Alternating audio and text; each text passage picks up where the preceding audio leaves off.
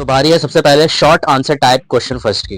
तो इसमें सबसे पहला क्वेश्चन है, write chemical reaction to illustrate the following, Kolbe's reaction और वुड्स रिएक्शन। तो दोनों के रिएक्शन को एक्सप्लेन करना है आपको। तो पहले कॉलवेज पे आते हैं। तो कॉलवेज रिएक्शन में क्या होता है, देखो एक्वस सॉल्यूशन जो है ना वो सोडियम या पोटेशियम सॉल्ट के कार्बोक्सिलिक एसिड, जैसे ये देखो सोडियम का सॉल्ट है, कार्बोक्सिलिक एसिड का सोडियम का सॉल्ट इसको ही बोलते हैं, ठीक है। तो इसमें हम क्या ऐड कर देंगे, एक्वस सॉल्यूशन ऐड कर देंगे, यानी वाटर को ऐड कर देंगे। तो इसको जब हम ऐड करते हैं तो हमें क्या मिल जाता है, एल्केन मिल जाता है, और ये है इथेन। CO2 अलग, H2 अलग और सोडियम हाइड्रोक्साइड अलग। तो ये था आपका कॉलवेज रिएक्शन। नेक्स्ट है वुड्स रिएक्शन। वुड्स रिएक्शन में देखो क्या आता है, इसमें एक आता है हेलो एल्केन्स, या कह सकते हो एल्काइल हैलाइड। एल्काइल हैलाइड को हम ट्रीटमेंट करते हैं किसके साथ, सोडियम के साथ। तो दोनों साइड हमने ले लिया एल्काइल हैलाइड को, सोडियम के साथ हमने ट्रीट करवा दिया in the presence of dry ether, ठीक है। तो इससे भी क्या मिलेगा, हमें एल्केन ही मिलेगा। तो एल्केन मिल गया आपको, देखो एल्केन मिला, साथ में NaBr अलग हो गया, बाद में इसको बैलेंस कर दिया 2 लगा के।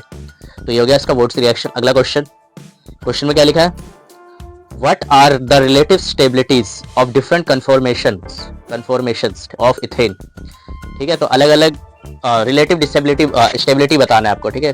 रिलेटिव स्टेबिलिटी बताना है कन्फॉर्मेशन का, इथेन का, और ये बताना है is it possible to isolate these at room temperature, क्या उसको रूम टेम्परेचर पे रख सकते हैं। तो पढ़ते देखो, staggered forms of ethane is more stable then eclipse form, ठीक है। स्टैगर्ड जो होता है आपका और एक्लिप्स होता है। एक्लिप्स का मतलब होता है जिसके आगे वाले कंपाउंड को हम देख नहीं सकते, ओवरलैप हो जाता है, वो एक्लिप्स होता है। और स्टैगर्ड को जिसमें देख सकते हैं। तो ये जो स्टैगर्ड फॉर्म होता है ज्यादा स्टेबल होता है।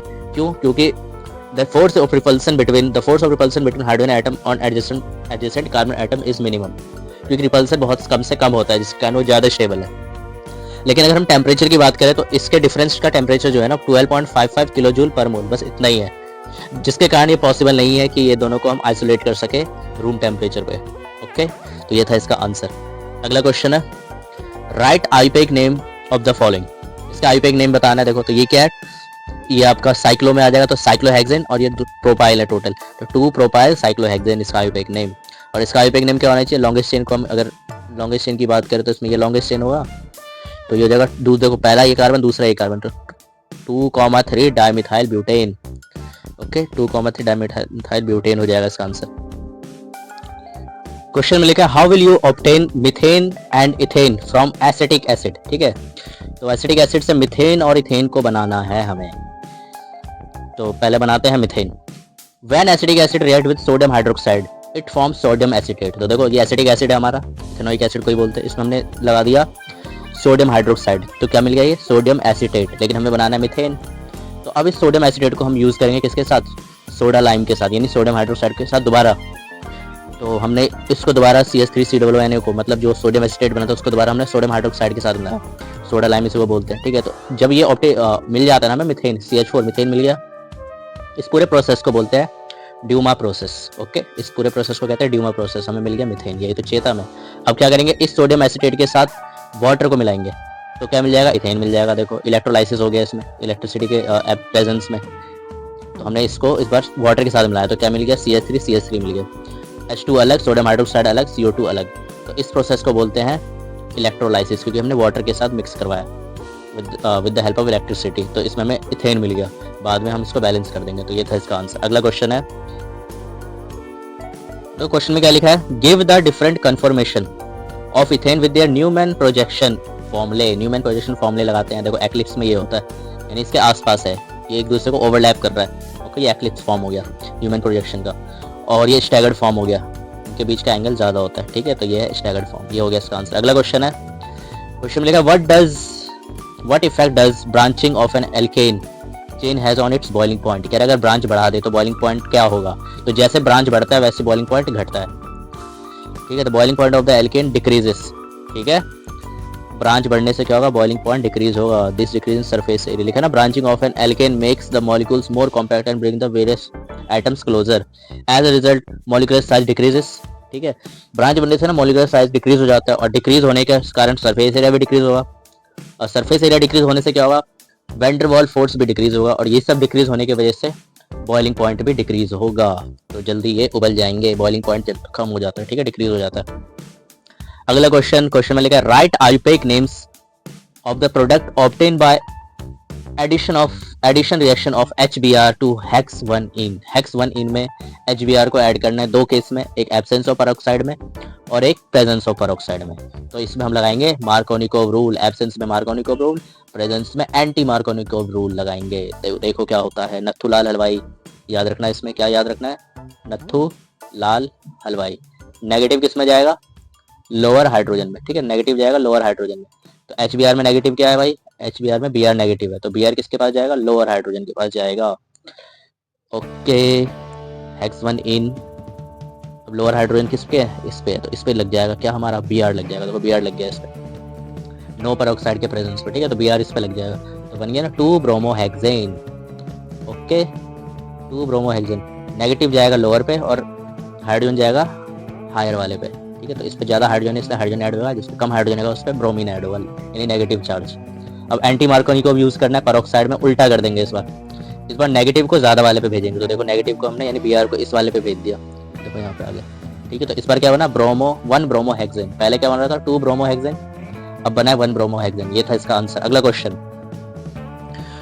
में लिखा है draw cis and trans structure of butane, ठीक है, ब्यूटेन इनका बनाना है, ब्यूटेन का बनाना है सिस और ट्रांस स्ट्रक्चर, और बताना है which isomer will have dipole moment, ठीक है, किस में होगा डाइपोल मोमेंट। तो ये देखो यहाँ पर डाइपोल मोमेंट की बात करें तो इसमें ये पहले तो सिस है, इसको सिस बोलते हैं, इसको ट्रांस बोलते हैं।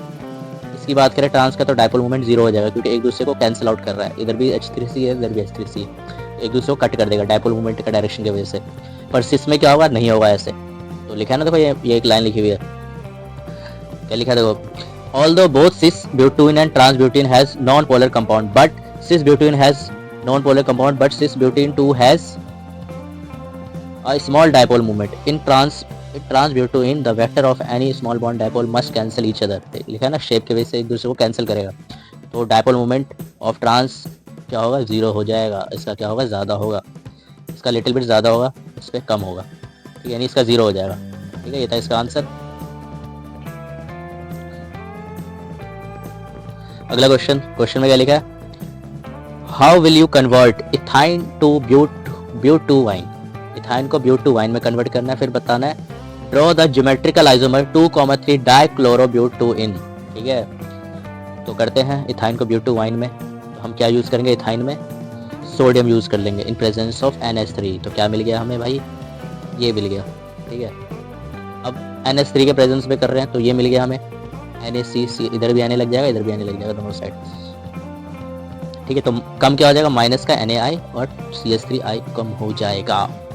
तो बता क्या, देखो CH3 C ट्रिपल बॉन्ड यहाँ था ही CH3, ओके, ये था इसका आंसर, क्लियर है। अगला क्वेश्चन में बोला है ज्योमेट्रिकल आइसोमर बनाना है 2,3 डाइक्लोरोब्यूटेन का, तो 2,3 एक सिस फॉर्म बन जाएगा, एक ट्रांसफॉर्म बन जाएगा, ठीक है, इसको अगर लॉन्गेस्ट चेन की बात करें 2 पे भी है 3 पे भी, 2,3 डाइक्लोरोब्यूटेन, ये था इसका आंसर। अगला question, complete the following reaction, complete करना है इसका, तो देखो इसमें लग जाएगा कौन सा रूल, मार्कोनिकोव रूल लग जाएगा, यानी Br जाएगा कम जिस पर हाइड्रोजन है, इस पर लग जाएगा ये, तो बन गया 2 ब्रोमोप्रोपेन।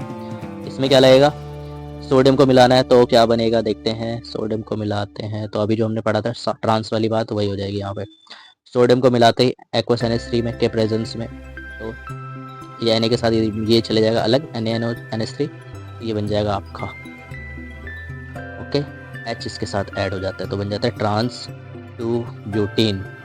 अगला क्वेश्चन है what do you understand by the following, Markovnikov rule क्या होता है और हकल्स रूल क्या होता है। तो नेगेटिव पार्ट चले जाता है, carbon atom which have laser number of hydrogen, ये होता है मार्कोनिकोव रूल, ये तुम्हें पता ही है। और हकल्स रूल क्या होता है, पहले मार्कोनिकोव रूल का एक रिएक्शन दे दिया इन्होंने, करते हुए आ रहे हैं, ठीक है, तो ये 2 ब्रोमोप्रोपेन बन सकता था, 1 ब्रोमोप्रोपेन भी बन सकता है, लेकिन मेजर क्या होगा 2 ब्रोमोप्रोपेन होगा, वो माइनर प्रोडक्ट है। हकल्स रूल क्या है, the rules state that all planar cyclic conjugated polymer, ठीक है, कंटेन्स 4n+2 पाई इलेक्ट्रॉन, ये हकल्स रूल होता है, ठीक है, 4n+2 पाई इलेक्ट्रॉन बचे तभी वो एरोमेटिक होगा नेचर में, यही हकल्स रूल कहता है।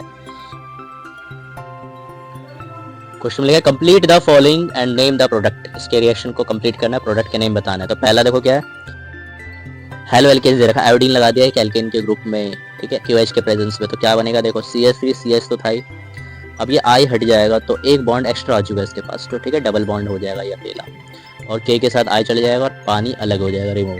सेम इसमें भी होगा, एक H के साथ चले जाएगा Br, ठीक है, एक H के साथ चला गया Br। वैसे KBr होना चाहिए, K के साथ Br होगा। ओके, मिसप्रिंट है, K के साथ Br होगा और H2O अलग हो जाए। What is the order of reactivity of ये? देखो इसमें ना 2 कार्बन है एल्कीन में, इसमें टोटल 3 है ब्रांचिंग के साथ। ठीक है, इसमें ब्रांचिंग नहीं है, इसमें सबसे ज़्यादा ब्रांचिंग लग रहा है। ठीक है, तो जिसमें ज़्यादा ब्रांचिंग होगा वो ज़्यादा होता है रिएक्टिव। तो सबसे ज़्यादा रिएक्टिव क्या होना चाहिए? सबसे ज़्यादा रिएक्टिव है आपका ये वाला। ठीक है, उसके बाद ये वाला है। ठीक है, तो ये सारे आंसर हो जाएंगे आपके, सबसे कम होंगे ये। ऑर्डर ऑफ रिएक्टिविटी ऐसे होता है, जितना ज़्यादा ब्रांचिंग उतना ज़्यादा रिएक्टिव होता है। लिखा है ना, the order of reactivity in ever alkenes toward the electrophilic addition reaction decreases in the order this. अगला क्वेश्चन में क्या लिखा है? Convert benzene into. बेंजीन को कन्वर्ट करना है टोलीन में और BHC में। पहले टोलीन में करते हैं। टोलीन के लिए क्या करेंगे हम? हैलो एल्केन्स का यूज करेंगे in the presence of anhydrous AlCl3, तो बन गया टोलीन, CH3 का ग्रुप ऊपर लग जाएगा। BHC में करना है यानी बेंजीन हेक्साक्लोराइड में करना है, तो क्या करेंगे? देखो 3 क्लोरीन ले लेंगे, सारे क्लोरीन लग जाएंगे अलग अलग पे, फिर बाद में इसको कर देंगे हम बैलेंस UV रे के प्रेजेंस में, तो ये मिलेगा बेंजीन हेक्साक्लोराइड BHC, या फिर इसको हम ये भी बोलते हैं गामा एक्सेन बोलते हैं इसको। ठीक है, ये हो गया इसका आंसर। अगला question, how will you convert ethanoic acid into benzene? Ethanoic acid को बेंजीन में बदलना है, ये है इथेनोइक एसिड। ठीक है, बेंजीन में बदलना है तो पहले हम क्या यूज़ करेंगे? सोडियम हाइड्रोक्साइड का यूज़ करेंगे, तो क्या बनेगा? सोडियम एसीटेट बन जाएगा। फिर दोबारा हम सोडियम हाइड्रोक्साइड का यूज़ करेंगे, हीट करेंगे उसको कैल्शियम के प्रेजेंस में, तो ये बन जाएगा सोडियम कार्बोनेट, अलग हो जाएगा, मीथेन मिल जाएगा। ये हमने पहले कर रखा था। ओके, अब ये जो मिला है इसको दोबारा हीट करेंगे, तो दोबारा हीट करने पे क्या होगा? ये CH3 अलग हो जाएगा Br के साथ, Na के प्रेजेंस में, Na अलग, CH3 Br आ गया। अब इसमें Na ऐड करेंगे ईथर के प्रेजेंस में, तो क्या बनेगा? मीथेन से इथेन बन गया ये। ठीक है, इथेन बन गया। फिर Br2 ऐड करेंगे तो एक बार और आ जाएगा Br। अब अल्कोहलिक के वजह यूज़ करेंगे तो इथीन बनेगा। फिर दोबारा यूज़ करेंगे Br2Cl के प्रेजेंस में, तो CH Br अभी भी नहीं बना, तो अब एक बार और अल्कोहलिक के वजह यूज़ करेंगे, तो रेड हॉट आयरन, यानी इससे क्या होगा? C6H6 यानी बेंजीन वापस बन जाएगा। तो देखो इतने सारे प्रोसेस हो रहा है इसके अंदर। अगला question, right short note on Friedel-Crafts alkylation reaction with example. Friedel-Crafts alkylation बताना है। एल्काइलेशन के लिए क्या करेंगे हम? एल्काइल ग्रुप यूज़ करेंगे। ये एल्काइल ग्रुप FeCl3 के प्रेजेंस में कर सकते हो, AlCl3 के प्रेजेंस में भी कर सकते हो, तुम्हारी मर्जी है। ठीक है, तो उन्होंने RCl को कर दिया कन्वर्ट, FeCl4 बन गया यहाँ पे। FeCl4 में देखो क्लोरीन क्लोरीन क्लोरीन क्लोरीन होता है यहाँ। ठीक है, तो क्लोरीन कहाँ पे जुड़ना चाहेगा? इसकी जगह पे जुड़ना चाहेगा और बन जाएगा एल्काइल बेंजीन, यानी टोलीन बन जाएगा। H के साथ क्या हो जाएगा? Cl जुड़ जाएगा, HCl। ठीक है, Cl हट जाएगा, HCl हट जाएगा, तो R का ग्रुप बचा ना ऊपर, तो ये हो जाएगा आपका आंसर। ओके, ये था फ्रीडल-क्राफ्ट एल्काइलेशन, पूरा ये मैकेनिज्म हमने पढ़ लिया। एक बार इसका थ्योरी पढ़ लेते हैं। थ्योरी में क्या लिखा है? This Lewis acid catalyse electrophilic aromatic substitution allow the synthesis of alkylated product via reaction of arenes with alkyl halide और एल्कीन्स। ये एल्काइल हैलाइड था, या फिर एल्कीन के साथ भी कर सकते हैं। With anhydrous ferric chloride as a catalyst, the alkyl group attach at the former site of chloride ion. Mechanism of Friedel Craft alkylation, ये पूरा मैकेनिज्म आता है। ठीक है, समझ गए? अगला question, why does the presence of nitro group makes the benzene ring less reactive in comparison to the unsubstituted benzene ring? explain। ठीक है, तो लेस रिएक्टिव क्यों है बताना है। नाइट्रो ग्रुप क्या आती है? तो हमें पता है कि नाइट्रो ग्रुप क्या होता है? इलेक्ट्रॉन विड्रॉइंग ग्रुप होता है, यानी इसमें -R और -I फैक्ट शो करता है, -R और -I फैक्ट शो करता है। इससे क्या होता है? It deactivate the rings of by decreasing nucleophilicity और फॉर फर्दर सब्स्टिट्यूशन। न्यूक्लियोफिलिसिटी कम हो जाती है इसकी। ठीक है, तो देखो इसका मैं रेजोनेंस बनाऊँ तो ऐसा कुछ बनेगा इसका रेजोनेंस टोटल 5। तो ये इसका रीज़न है, क्योंकि नाइट्रो ग्रुप जो होता है ना वो इलेक्ट्रॉन विड्रॉइंग ग्रुप होता है। क्वेश्चन में लिखा है what will be the product obtained as a result of the following reaction, और वाई ये भी बोला कि क्यों। ये आपका बेंजीन है, हमने इसमें क्या यूज़ कर लिया? हेलो एल्केन्स यूज़ कर रहे हैं AlCl3 के प्रेजेंस में, तो हमें मिल जाएगा ये पूरा इसमें आके ऐड हो जाएगा AlCl3 की वजह से, तो आइसोप्रोपाइल बेंजीन बन गया ये। Now propyl chlorine forms CH3CH2CH2+ with anhydrous AlCl3 which is less stable। This rearrangement to a more stable carbocation as, तो इसको मोर स्टेबल बनाते हैं। तो मोर स्टेबल कैसे बनेगा, देखो ये क्या प्राइमरी कार्बोकैटायन है आपका, ठीक है, तो इसको सेकेंडरी बना देंगे इसमें बेंजीन ऐड करके, H+ को हटा देंगे तो बेंजीन ऐड हुआ तो ये बन गया सेकेंडरी, तो ये ज़्यादा स्टेबल है। आते हैं लॉन्ग आंसर टाइप क्वेश्चन पे। सबसे पहला क्वेश्चन है arrange the following in the increasing order of boiling point. Increasing order of boiling point बताना, याद रखना जितना ज़्यादा ब्रांच होता है, ब्रांच जो होगा ना आपका इन्वर्सली प्रोपोर्शनल होता है, किसके, ब्रांच बॉइलिंग पॉइंट के इन्वर्सली प्रोपोर्शनल होता है, यानी जितना ज़्यादा ब्रांच उतना कम बॉइलिंग पॉइंट। तो सबसे ज़्यादा बॉइलिंग पॉइंट किसमें होना चाहिए, इसमें होना चाहिए पेंटेन में, देखा ना, को पेंटेन में सबसे ज़्यादा होगा बॉइलिंग पॉइंट, यहाँ पेंटेन का लग जाएगा, पेंटेन में, फिर 2 मिथाइल में, फिर 2,2 इसमें ज़्यादा है ब्रांचिंग, तो ज़्यादा ब्रांचिंग में बॉइलिंग पॉइंट कम हो जाता है क्योंकि एरिया कम हो जाता है। कन्फर्मेशन बनाते हैं, एक्लिप्स और स्टैगर्ड बनाते हैं 100 हॉर्स फॉर्मूला का, ठीक है। तो इसमें एक्लिप्स में देखो एक दूसरे को ओवरलैप कर रहा है, स्टैगर्ड में ओवरलैप नहीं करता, ये 100 हॉर्स है, वो जो झूला होता है ना 100 हॉर्स वही वाला है, ठीक है। तो एक्लिप्स की बात करें और स्टैगर्ड की बात करें, तो स्टैगर्ड में जो हमारा बॉन्ड है कार्बन हाइड्रोजन का बहुत दूर दूर है, ठीक है, तो दूर होने की वजह से क्या होगा, मिनिमम रिपल्सिव फोर्स होगा, और मिनिमम रिपल्सिव से क्या होगा, मैक्सिमम स्टेबिलिटी हो जाएगी। तो यानी स्टेबल ज़्यादा कौन होगा, स्टैगर्ड फॉर्म ज़्यादा स्टेबल होगा। लेकिन एक्लिप्स में क्या है, एक्लिप्स में क्या होगा, रिपल्सिव फोर्स ज़्यादा हो रहा है जिसमें मोर एनर्जी लग रहा है, ठीक है, हैव टू पास और पोजेस मोर एनर्जी, दस हैज लेसर स्टेबिलिटी, यानी स्टेबिलिटी इसमें कम हो जाएगी, ठीक है। तो एक्लिप्स में स्टेबिलिटी कम है क्योंकि इसके इलेक्ट्रॉन पास पास में है, तो रिपल्सिव फोर्स ज़्यादा लग रहा है, ठीक है। ओके, समझ में आ रहा है आप लोगों को, तो ये था इसका आंसर। अगले क्वेश्चन पे आते हैं, explain conformation and their types. Conformation को एक्सप्लेन करना, उसके टाइप्स को ही बताना है। तो कन्फर्मेशन क्या होता है, those special arrangement which are obtained by rotation around the sigma bond are called conformation isomer. Sigma bond के अराउंड जब हम रोटेशन करते हैं किसी भी कंपाउंड को, ठीक है, तो उसको ही कहते हैं कन्फर्मेशनल आइसोमर। अब इसमें एक्लिप्स भी आता है, ठीक है, एक्लिप्स और स्टैगर्ड फॉर्म आता है। तो एक्लिप्स कब बनता है, in eclipse conformation the tetrahedrally arrange hydrogen atoms, both carbon atoms are facing each other and bonds pair of hydrogen bonds are very close to each other, ठीक है। Eclipse में ये होता है वेरी क्लोज होता है बॉन्ड पेयर, इसमें क्या होता है वेरी क्लोज नहीं होता, ठीक है, इसमें दूर होता है, लिखा ना, in staggered conformation the tetrahedrally arrange hydrogen atoms both carbon atoms are wide apart and the atoms pair of carbon hydrogen bonds of the two carbons are far away from each other। now इसमें the bond dissociation enthalpy की बात करें इसकी, अच्छा इसमें एक और question पूछा था, बॉन्ड डिसोसिएशन एंथैल्पी के बारे में पूछ लिया, ठीक है। What will be the order of reactivity, order of reactivity बताना है। तो देखो इसमें क्या होगा, the bond association enthalpy decreases in the order HCl HBr, therefore the order of the reactive will be HI HBr HCl। जितना ज़्यादा bond dissociation enthalpy ज़्यादा होने के कारण क्या होगा, उसकी रिएक्टिविटी कम हो जाएगी, तो ये ज़्यादा ये रिएक्टिविटी सबसे कम हो जाए, सबसे ज़्यादा इसमें अगर बॉन्ड एंथैल्पी है तो रिएक्टिविटी सबसे ज़्यादा हो जाएगी, अगर कम है तो, ठीक है। अगला क्वेश्चन क्या लिखा है, n pentane has higher boiling point than neopentane, why. फिर पूछा sodium salt of which acid is needed for the preparation of methane, write chemical equation involve, complete the following reaction. 3 question पूछे हैं इनके अंदर।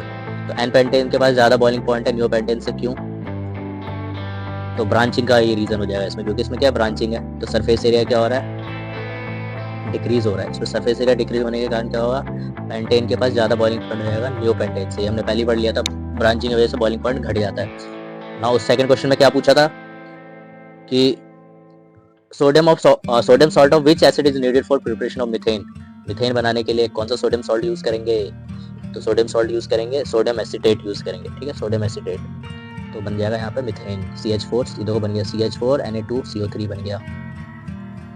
तीसरे में क्या पूछा है, तीसरे में रिएक्शन से कंप्लीट करना है, ए पार्ट, मतलब ए पार्ट को रिएक्शन को कंप्लीट करते हैं। ए पार्ट में क्या था, ये मीथेन था आपका, मीथेन में CO2 ऐड किया तो क्या बन गया, इथेनॉइक एसिड बन गया, वाटर अलग। और तीसरे में बी पार्ट में ये पूछा था इसका, ठीक है, तो इसमें हम क्या करेंगे Cr2O3 यूज़ कर देंगे, तो क्या बन जाएगा, बेंजीन बन जाएगा ये, ठीक है, इसके सारे बॉन्ड एक दूसरे से ओवरलैप हो जाएगा। और इसमें क्या करना था, CH3 CH2 CH यानी हेलो एल्केन से क्लोरीन ऐड किया तो H के साथ Cl चले जाएगा, तो ये बन जाएगा इथेन, हेलो एल्केन से इथेन हो गया।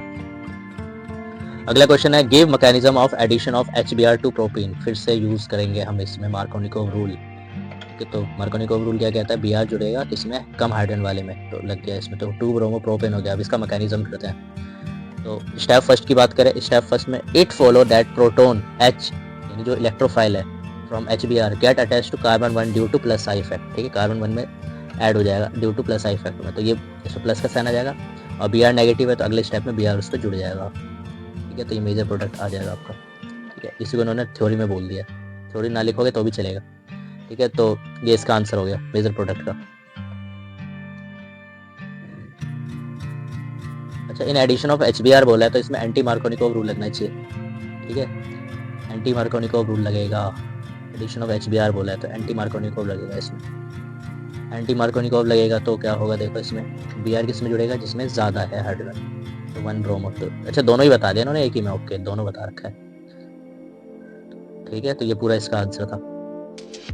Next question, right IUPAC name, इसका आईयूपीएक नेम बताने, CH3 double bond CH3 Cl double bond CH3 का होल ट्वाइस, फिर कन्वर्ट करना है किसको, प्रोपेन, पहले आईयूपीएक नेम करते तो उसका आईयूपीएक नेम है 2 मिथाइल ब्यूटोइन, 2 मिथाइल ब्यूटोइन हो जाएगा इसका, इसके स्ट्रक्चर को बनाओगे तो आंसर आ जाएगा। नेक्स्ट इसी में पूछा है, how will you distinguish ethene and ethyne, ethene और इथाइन में कैसे पता चलेगा, पता लगाना डिफरेंस, तो ethyne react with sodium to form sodium acetylide and hydrogen gas, however this reaction is not given by ethene, तो ये इसमें फर्क है।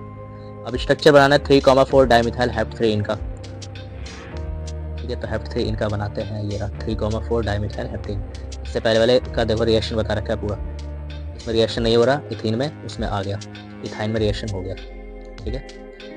फिफ्थ में क्या पूछा था, name the compound obtain by ozonolysis of 3 methyl pentene का ओजोनोलाइसिस कहते हैं, ओजोनोलाइसिस करते हैं, देखो 3 मिथाइल टोइन है, डबल बॉन्ड को तोड़ो ऑक्सीजन को जोड़ो, तो डबल बॉन्ड को तोड़ोगे तो एक ऑक्सीजन जुड़ेगा तो एक एल्डिहाइड बन गया, और यहाँ पे एक जुड़ेगा तो कीटोन बन गया, ठीक है, तो इसका नाम हो जाएगा ब्यूटेन 2 ऑन इथेनॉल हो जाएगा, ये ओजोनोलाइसिस हो चुका है आपका, ये था इसका आंसर। अगला question, acetylene is acidic but it does not react with sodium hydroxide और पोटेशियम हाइड्रोक्साइड, गिव रीजन, इसका रीजन ये है कि since acetylene is very weak acid, जिसमें इसकी वैल्यू इतना है 10 से लेकर 25, ठीक है, therefore it does not react with sodium hydroxide और KOH, ये इसका आंसर था। नेक्स्ट है, name an alkane and alkene, name an alkane and alkene which are isomeric, तो साइक्लोहेक्सेन है, ठीक है, आइसोमेरिक है, साइक्लोहेक्सेन आइसोमेरिक होता है, ओके। नेक्स्ट है, why alkynes do not show geometrical isomer, alkyne क्यों नहीं करता है ज्योमेट्रिकल आइसोमर शो, क्योंकि alkynes have linear shape and therefore do not show geometrical isomer sp, ठीक है। Fourth part, what type of hybridization is involved in planar and linear molecule, तो planar में use होता है sp2 और linear में होता है sp, ठीक है, ये था इसका आंसर। अगला क्वेश्चन है, क्वेश्चन में लिखा हुआ है, arrange the following set of compound in the order of their decreasing relative reactivity with an electrophile, give reason, तो देखो ये एनिसोल है आपका, ये क्लोरोबेंजीन है, ये नाइट्रोबेंजीन है, तो डिक्रीजिंग ऑर्डर बताना है रिएक्टिविटी का, तो सबसे ज़्यादा रिएक्टिव कौन होना चाहिए, एनिसोल होना चाहिए, फिर क्लोरीन, फिर NO2, क्योंकि क्लोरीन एक अच्छा विड्रॉइंग ग्रुप होता है जिसकी वजह से क्या होगा, रिएक्टिविटी इसकी डिक्रीज हो जाएगी बहुत ज़्यादा, ओके, ये उससे कम होगा, और सबसे ज़्यादा एनिसोल होता है। मेन रीज़न ये है कि एनिसोल जो है ना आपका प्लस आर इफेक्ट शो करता है, प्लस आर इफेक्ट की वजह से, और इसमें माइनस आर इफेक्ट होगा, तो minus are effect come reactive होते हैं, प्लस आर इफेक्ट ज़्यादा रिएक्टिव होता है, तो यही सब इन्होंने ये पूरे थ्योरी में बता रखा है, ये वाली बात, ठीक है, इसको पढ़ लेना थ्योरी, ये रहा इसका आंसर, ठीक है।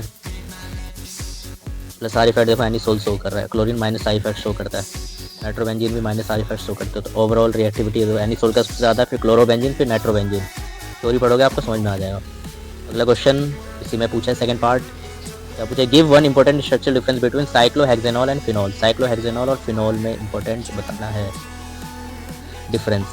सो in phenol benzene ring has alternate single and double bond, ठीक है, ये फिनॉल में होता है, alternate single and double bond है, while hexanol is alicyclic compound, ये एलिसाइक्लिक होता है, इसमें कोई एल्कीन ग्रुप नहीं लगता, यानी कोई पाई बॉन्ड नहीं आता, ये इसका मेन डिफरेंस है। अगला क्वेश्चन है, complete the following reaction, reaction को कंप्लीट करना है, बेंजीन में H2 ऐड करेंगे, हाइड्रोजनेशन करवा दो इसमें, ठीक है, सारे रिएक्शन कर लेते हैं एक ही बार में, आंसर पर आते हैं डायरेक्ट, ठीक है। तो सबसे पहले क्या है, फर्स्ट पार्ट, सेकंड, ये थर्ड है, फोर्थ है, फिफ्थ है, पहले फर्स्ट पे, तो ये था आपका बेंजीन, इसमें H2 ऐड किया निकल के प्रेजेंस में, तो साइक्लोहेक्सेन बन गया, यानी एल्कीन से एल्केन बन गया, अनसैचुरेटेड से सैचुरेटेड बन गया।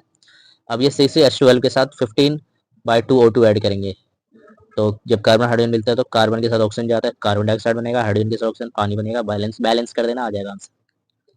अब ये फिर सोडियम एसीटेट आ गया, ठीक है। तो इसमें हम यूज़ करेंगे सोडियम हाइड्रोक्साइड क्विकलाइम के प्रेजेंस में, फिर क्या बन जाएगा, बेंजीन बन जाएगा, Na2CO3 अलग हो जाएगा। फिर फिनॉल के साथ जिंक यूज़ करेंगे तो क्या बनेगा, बेंजीन बन जाएगा, ZNO अलग। फिर एसिड एनहाइड्राइड को यूज़ करेंगे तो ये फ्रीडरक्राफ्ट एसाइलेशन हो जाएगा, ठीक है। तो ये आ जाएगा इसका आंसर। तो यहीं पे होता है आपका चैप्टर का दी एंड। ओके, इन क्वेश्चंस को आपको पढ़ के जाना एग्जाम में, ठीक है।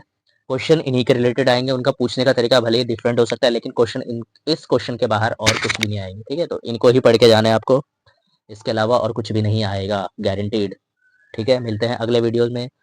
All the best for your exam, अच्छे से एग्जाम दे के आना, फोड़ के आना है एग्जाम आप लोग को, और 12th की प्रिपरेशन यहीं से आपका स्टार्ट हो जाएगा, अगर आपने ये सब अच्छे से सीख लिया तो, ठीक है। बाय।